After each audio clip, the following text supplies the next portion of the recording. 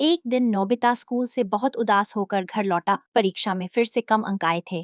कमरे में पहुंचते ही उसने अपना बस्ता एक ओर फेंक दिया। किताबें देखते ही उसका मन और भी भारी हो गया। वह सोचने लगा कि काश वह कहीं बहुत दूर चला जाए, जहाँ न स्कूल हो और न पढ़ाई का नाम तक। कमरे में सन्नाटा था और नोबिता चुपचाप बैठा अपनी परेशानी में डूबा हुआ था।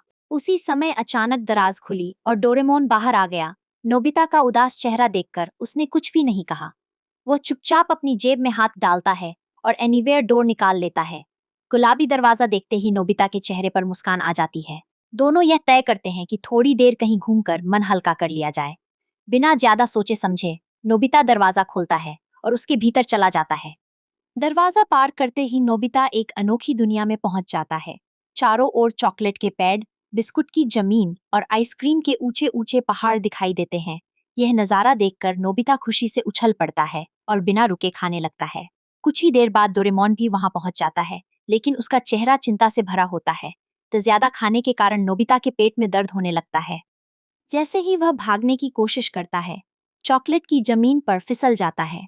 तभी उसे पता चलता है कि इस दुनिया में जो ज्यादा खाता है, उसे लगातार भागना ही पड़ता है। घबराया हुआ नोबिता इधर उधर दौड़ने लगता है और मदद के लिए डोरेमोन को पुकारता है। नोबिता की परेशानी देखकर डोरेमोन ने जल्दी से एनीवेयर डोर निकाला, लेकिन घबराहट में गलत बटन दब गया।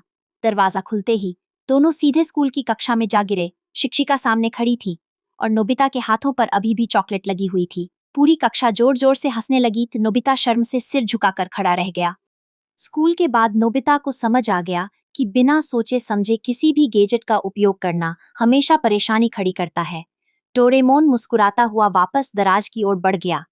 तभी एनीवेयर डोर से चॉकलेट का एक छोटा सा टुकड़ा नीचे गिर पड़ा।